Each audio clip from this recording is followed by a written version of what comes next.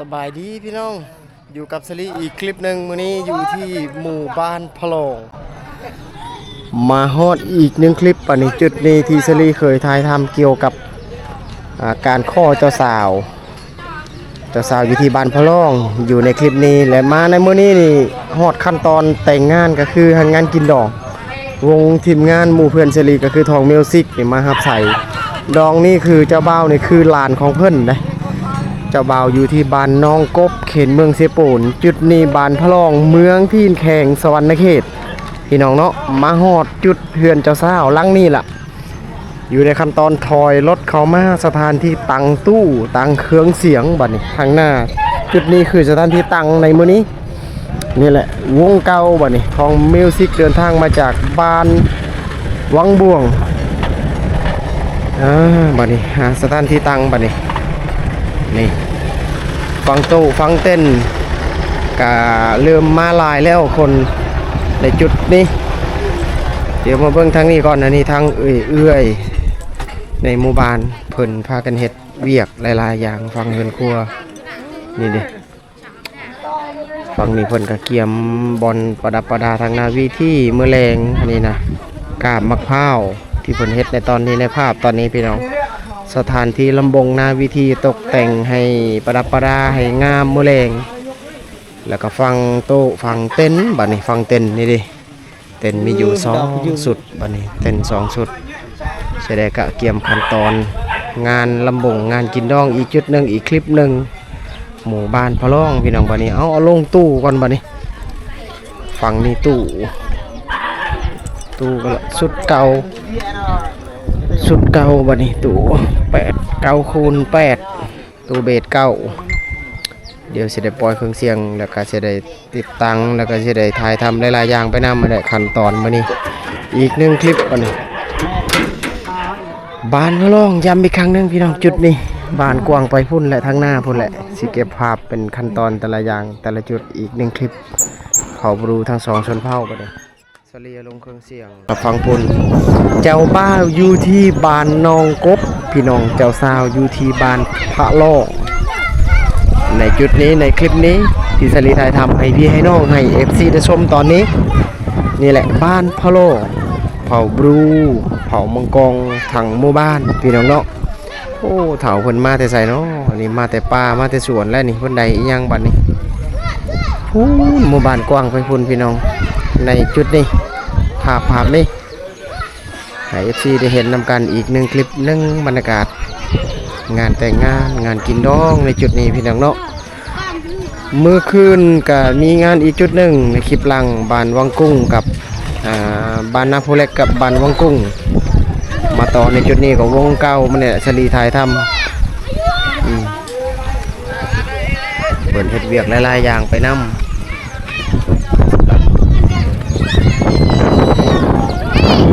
จุดนี้พี่น้องเนาะนี่จะตกแต่งทางนาวิธีทางประตูเจ้าบ่าวนี่ดิเจ้าบ่าวผู้นี้ดิทีมงานทางเจ้าบ่าวอะไรนี่เจ้าบ่าวผู้นี้คล้องเลยสะพานเลยเละกระมวลอาทิตย์ละเพิ่นไม่แน่ใช่หรอผู้นี้แหละเจ้าบ่าวพี่น้องบัดนี้สลีเคยถ่ายในคลิปหนึ่งนะช่วงที่ไปขอไปนัดไม้ต่างๆนะอันนี้ก็ถ่ายอีกครั้งนึงผู้นี้ก็ทีมงานเครื่องเสียงผู้นี้ก็เจ้าบ่าวแล้วก็ฟังทางลังบัดนี้นี่ฟังทางลังเฮ็ดอยู่เฮ็ดกินอาหารหลายอย่างบัดนี้อันนี้รถมอเตอร์ไซค์ของเจ้าบ่าวทีมงานเพิ่นนั่นแหละเดินทางมื้ออื่นเป็นมื้อเมื่อผูกคอต่อแขนหลายๆอย่างหีดคองประเพณีพี่น้องเนาะอีกฝั่งนึงก็เปิดตู้ตึมตำแล้วฝั่งนึงก็มีงานแต่งคือกันน่าจะห่างจากจุดนี้ประมาณ100 เมตรนี่แหละพี่น้องเนาะเพราะว่าในหมู่บ้านนี้เป็นบ้านใหญ่บ้านกว้างสลีย้ำอีกครั้งนึงบ้านใหญ่บ้านกว้างบ้านที่มีความกว้าง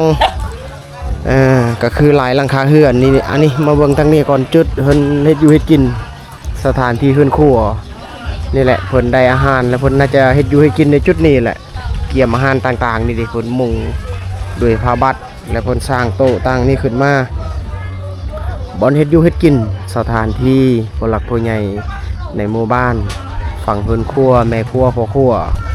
จะได้เฮ็ดอยู่เฮ็ดกินจุดนี้แหละพี่น้องเนาะแล้วก็ฟังนี่เอื้อยๆแม่ครัวบัดนี้ เฮ็ดเวียกหลายๆอย่างไปนำหลายๆส่วนไปนำพี่น้องกินข้าวบัดนี้โอ้ยกินข้าวเนาะเอ้ยเนาะ กินข้าวนำกันเด้อ โดยเอากินเลย ไปพลังแม่ฉบาดไป อันนี้ก็เฮ็ดอาหารทางเตาไฟทางอันนี้พี่น้องเพิ่นดังไฟโดยวิธีนี้สลีก็เห็นมาหลายหมู่บ้านที่เพิ่นดังไฟในลักษณะนี้โดยโอ้ไก่เอาสลีจะเข้าไก่บ่ได้เนื่องจากว่าเป็นภาพที่เพิ่นกำลังเฮ็ดอยู่เฮ็ดกินอาหารอยู่เอาบัดนี้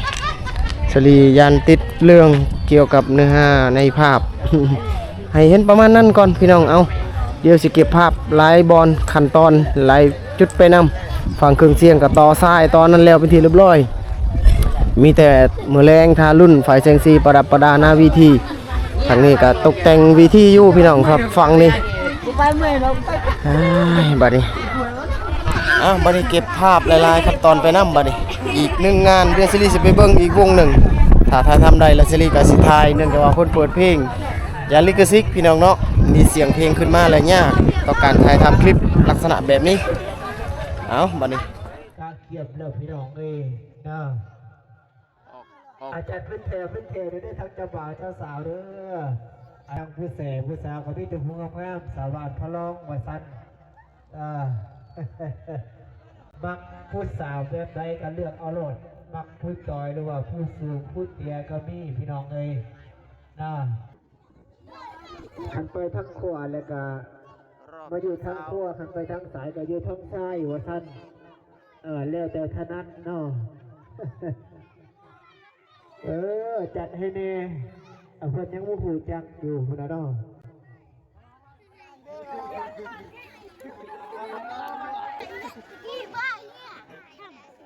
ทางหน้านี่คือเจ้าสาวและเจ้าบ่าวกดเลิกว่าสีเหยาวเรามุ่งสามัคคีในน้องวันนี้น้องยาวเลยท่านอาจารย์เขาเจ้า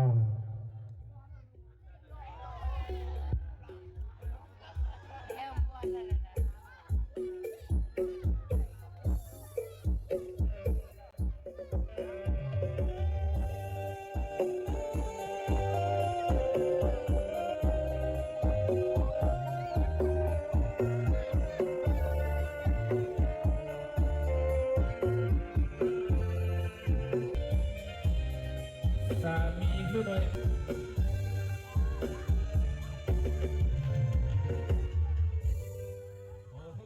โจ๊กกับใครเด็กสวยงามอาณา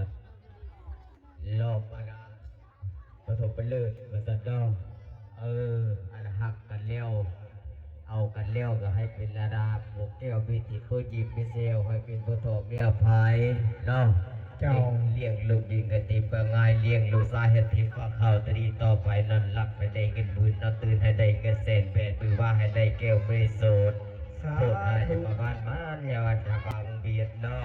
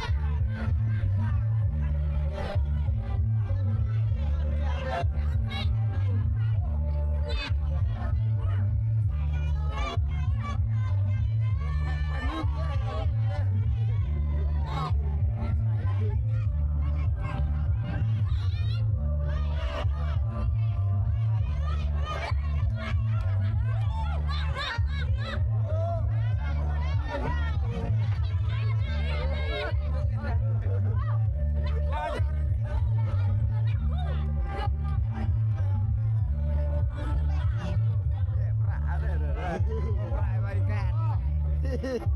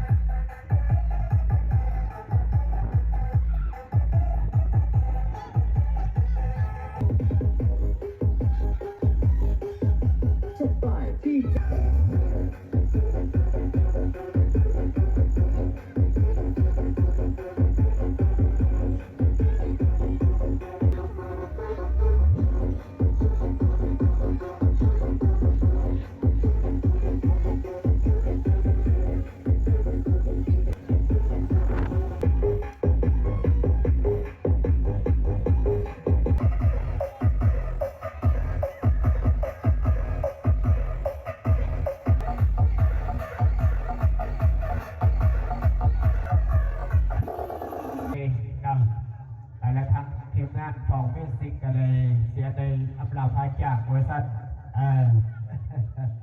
เอาเป็นว่าเราไม่ได้แก่เป็นแก่ทั้งคณะในบ้านเนาะปัจจัยของเพื่อนผู้ที่น้องสาวน้อยแล้วผู้สาวนุผู้ที่สีน้องสาวผู้ที่หาน้องสาวสาวไม่อยู่บริษัทถาดทุกแล้วก็ถาดกระดิกเนาะแล้วก็ถาดทองว่าแล้วก็ถาดจิกเนาะแล้วก็พร้อมด้วยถาดสี่ค่าแล้วก็ถาดสุกดีแล้วก็ถาดน้อยบริษัทคนจัดรอบตอนเช้าพี่น้องตั้งไว้เป็นซุปดูใส่น้อบริตั้งไว้เป็นซุป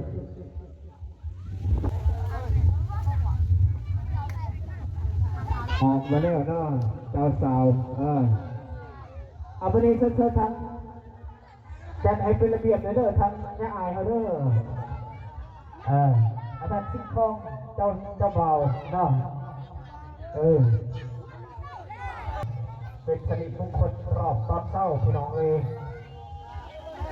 รอบพิเศษทั้งเจ้าดอกสองสั้นเนาะเจ้าพ่อต้องไฟยิ่งเขาเนี่ยมาเพื่อจะบอก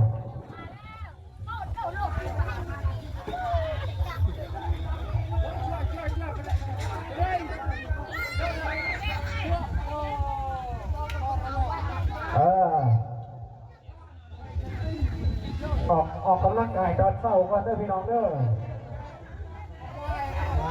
ตั้งไว้ทุกๆมาสั้นคุณขอมา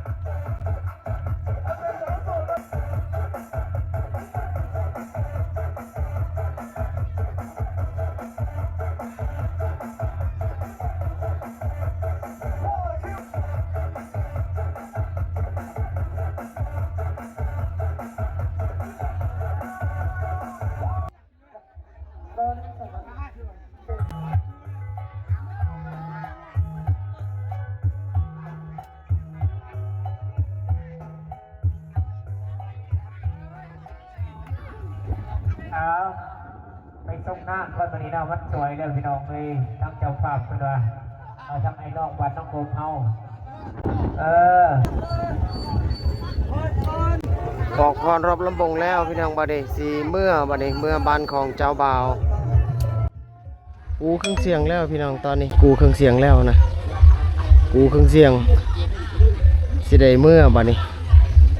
สิได้ไปติดตั้งอยู่ที่บ้านของเจ้าบ่าวบ้านน้องกบพี่น้องออกจากบ้านพะลองบ้านเจ้าสาวแล้วไปตั้งอยู่ที่เฮือนของเจ้าบ่าวอีกบัดนี้เจ้าภาพไฟยิงหรือว่าเจ้าบ่าวในงานนี่นั่นแหละพี่น้องบ้านน้องกบเมืองซีปูนแข่งสวรรณเขตบัดนี้เอ้าต่ออีกหนึ่งคลิปบัดนี้ยาวกันไปที่หมู่บ้านน้องกบบ้านน้องกบเขตเมืองซีปูนแข่งสวรรณเขตพี่น้องในจุดที่เสรีทายตอนนี้นี่คือสถานที่เฮือนเจ้าบ่าวอีกหนึ่งคลิปงานแต่งงานก็คือออกจากบ้านพะลองบ้านเจ้าสาวแล้วมาต่อในบ้านเจ้าบ่าวเครื่องเสียงก็มาตั้งในจุดนี้อีกครั้งหนึ่งเนื่องจากว่าเจ้าบ่าวเนี่ยเป็นลานของท้องหรือว่าวงตู้นี่แหละลานของเพิ่นเอาเมียบ้านพะลองแล้วมาต่อในจุดนี้คลิปนี้นี่คือบรรยากาศในเจ้าภาพไฟทรายหรือว่าเฮือนเจ้าบ่าวในจุดนี้ที่เสรีไทยทำในตอนนี้บรรยากาศก็อ้อมหอบโดยผู้คนที่มาร่วมในงานในเวลาประมาณ2 โมงตอนนี้เดินทางออกจากบ้านพะลองแล้วมาต่อในจุดนี้เครื่องเสียงกับตั้งเครื่องเสียงบัดนี้สุดเก่าสายไฟสายยังต่างๆก็ต่อเลยได้บัดนี้ได้สิได้เปิดแบบระบบ ฮับเจ้าสาวมื้อนี้พี่น้องในขั้นตอนตอนนี้นี่เพิ่นน่าจะกินงัวกินควายสำหรับในเทิงเฮือนของเจ้าบ่าวแต่ว่าเป็นอีกหนึ่งขั้นตอนที่สลีบ่ได้ขึ้นไปถ่ายบางทีก็จะมีโอกาสดีและเหมาะสมสิขึ้นไปถ่ายทำให้ FC ได้เห็นนํกันสำหรับในเทิงเฮือนของเจ้าบ่าวนี่คือบรรยากาศในตารางหรือว่าบริเวณจุดนี้เอื้อยๆผู้คนที่บ่ว่าแม่งานเริ่มกินข้าวกินน้ำหลายคนบัดนี้แล้วก็ฟังตู้บัดนี้ฟังตู้นี่ก็เริ่มตังแล้วเด้อบัดนี้สลีอัปเดตตัดภาพมาจุดนี้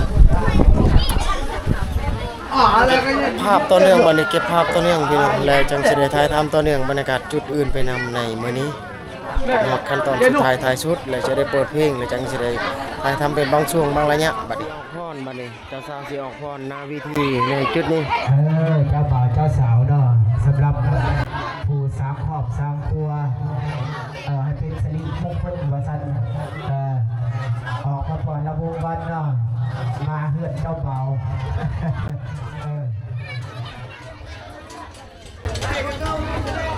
นี่ออกพรแล้วบัดนี้ เจ้าบ่าวมาแล้วเนาะยังเป็นเจ้าสาวบัดนี้ เจ้าบ่าวออกพรแล้วบัดนี้บ้านน้องกบพี่น้องย้ำอีกครั้งหนึง เอาเส้นเจ้าสาว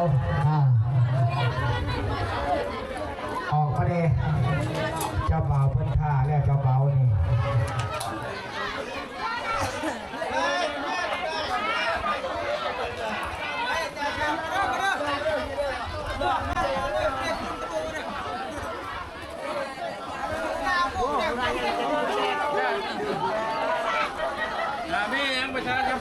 มาลุ้นพี่น้อง เจ้าว้าย พ่อเรียกพ่อไม่ได้นะ เจ้าเดี๋ยวสิจดให้ไล่ขาดก็ได้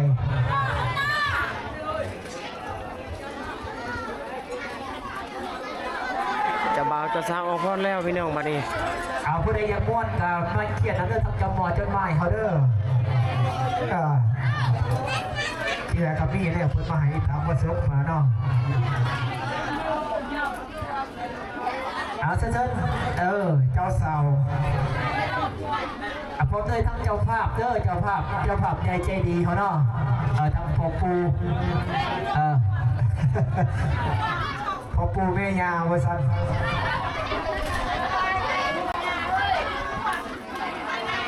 แล้วก็พอลาบเนาะพอลาบนี่ยุ่ใส่พอลาบนี่พอลาบแม่ลาบนี่ออกนับกันเลย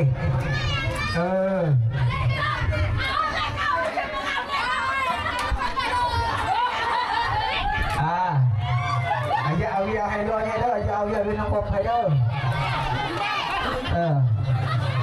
นอบสมาธิก่อนเจ้าเนาะพอรับก็พร้อมด้วยข้าวคั่วเนาะออกพรแล้วบัดนี้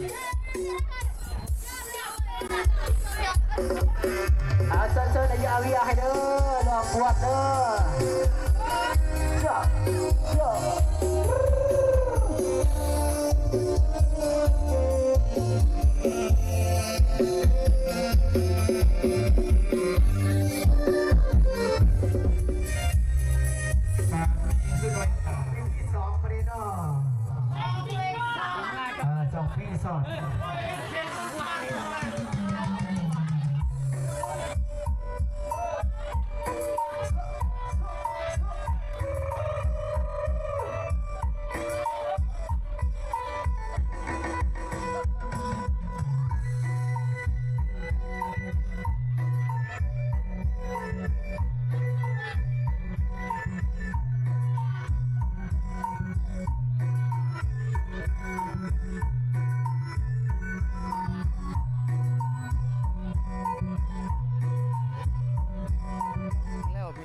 สลีทายทำในตอนนี้นะจุดนี้นะคือเขตบ้านและเฮือนสลี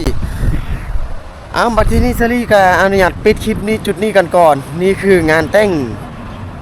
ทั้ง2จุดก็คือเจ้าสาวบ้านพะโลงและเจ้าบ่าวบ้านน้องกบเจ้าบ่าวกับเจ้าสาวนะต่างเมืองกันได้แต่ว่าอยู่ในแข้งสวรรค์เดียวกันแหละพี่น้องเจ้าบ่าวบ้านน้องกบนี่ก็คือเขตเมืองสิโปน เจ้าสาวอยู่เขตเมืองพีนและมีขั้นตอนส่งเจ้าสาวจนฮอดเฮือนเจ้าสาวสิริก็ถ่ายให้เห็นเป็นขั้นตอนในประมาณนั้นที่สามารถถ่ายทำได้และเล่าให้ FC และเก็บภาพให้ FC ได้ชมอีก1คลิปและ1จุดในจุดนั้นๆที่สิริถ่ายออกไปในหลังๆนั้นพี่น้องเนาะเอ้าบัดนี้อนุญาตปิดคลิปนี้ประมาณนี้พี่น้องนี่คือเรื่องราวที่สิริถ่ายทำในประเพณีงานแต่งในช่วงนี้ลงคลิปนี้แล้วมื้ออื่นก็สิได้ไปงานแต่งอีกจุดหนึ่งช่วงนี้ยังมีงานแต่งอยู่พี่น้องเนาะเก็บภาพต่อเนื่องถ้าถ่ายทำได้แล้วสิริจะเก็บภาพเป็นขั้นตอนแต่ละอย่างแต่ละจุดแต่ละบอนขอบคุณหลายๆบัดนี้ไว้พบกันใหม่โอกาสหน้า